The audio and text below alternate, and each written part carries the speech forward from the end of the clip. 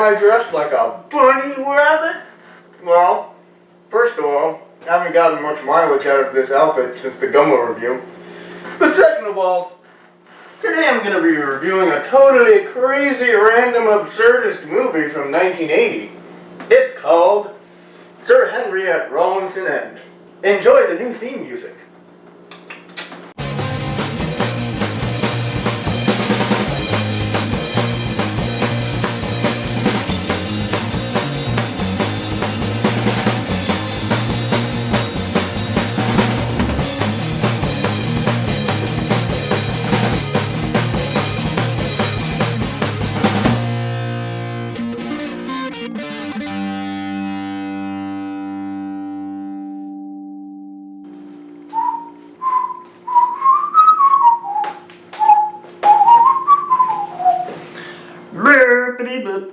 Today's review is from 1980, Sir Henry at Rawlinson End, starring Trevor Howard and written mostly by Vivian Stanshall of the Bonzo Dog Doodah Band.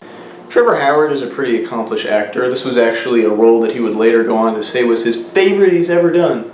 But some of his other notable appearances include The Third Man, that Orson Welles movie with that famous scene about the cuckoo clock.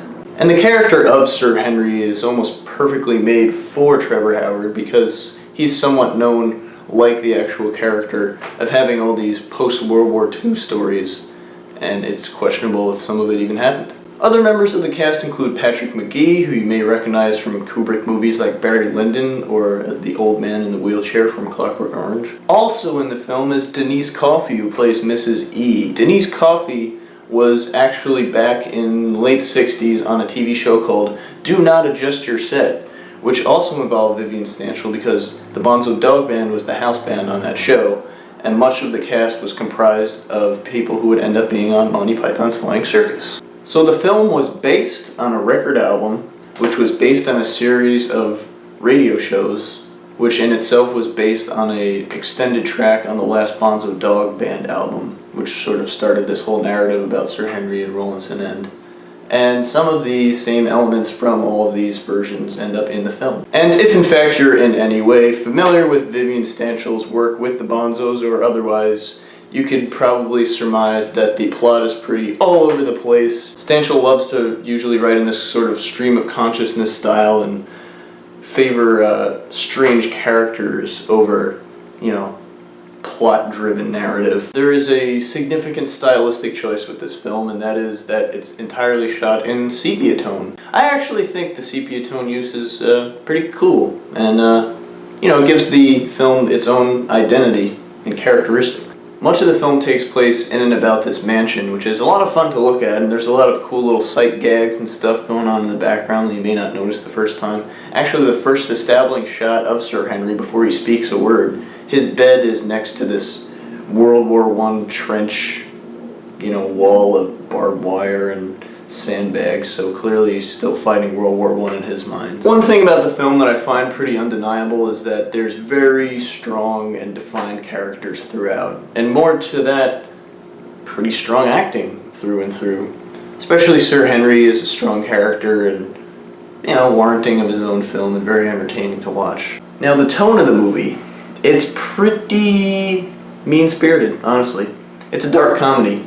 But the character of Sir Henry is pretty detestable. I mean, he literally says at one point, "I've never met a man I didn't mutilate." And he just kind of randomly kills off some characters without thinking twice about it, because that's just kind of who he is.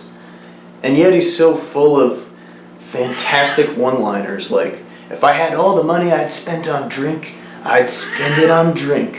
Or, "If there's something worth doing, it's worth forcing someone else to do it," which to me pretty much sums up war in one phrase. But I think my favorite is probably, generally speaking, when I eat something, I don't want to see it again. Will you shut up? And here and there we get some of that good old racism, especially this very odd scene, which is especially non-PC by today's standards, where he goes undercover by wearing a tutu and putting on blackface. And he's on a unicycle, especially in the maybe first 15 or 20 minutes of the film, there's a lot of clunkily might have to arrange a nasty voiceovers that I think I really better stick go out or over only and kind see of there the to just chief. insert more jokes. Vivian Stanshall plays the narrator and also a character of Hubert. And pretty much any time he talks or appears on screen, it's awesome. I also really enjoyed Mrs. E, as I mentioned, played by Denise Coffey, who's just, this character is just there to just kind of gross everyone out. I'm still kind of unsure what even happens at the end.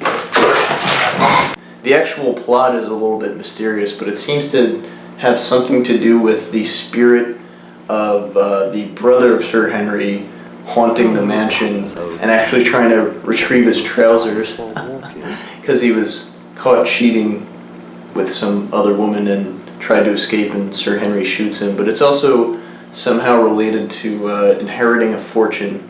However, the film's got a really nice flow to it. It's interchanged in between these sort of absurd scenes with these more narrative-driven scenes that kind of move the plot along, but nothing ever goes on for too long, and each scene is crammed full of great dialogue anyway. In fact, the movie could have gone on much longer. It's only about 70 minutes, and there were deleted scenes on the recently issued DVD, which, by the way, was only released a few years ago, and it's only available to be played on foreign disc players, foreign from America anyway. So you're gonna have to acquire this film some other way. This might be one of those movies that you have to kind of be in the mood for, / watch more than once, / maybe just watch drunk. It was more logical, I think, the second or third time that I watched it, and it was more appealing the more I watched it. Vivian Stanshall is a unique and dementedly esoteric figure. I mean, look at this guy. Is he badass or what? Come on. I also kind of recommend this album here, Men Opening Umbrellas Ahead. It's got a lot of members of the band Traffic on it. It's an interesting little album. But yeah, all in all, a recommendation for me. Sir Henry at Rawlinson End. Well, all things must come to an end. So I will do that now. Stay sexy.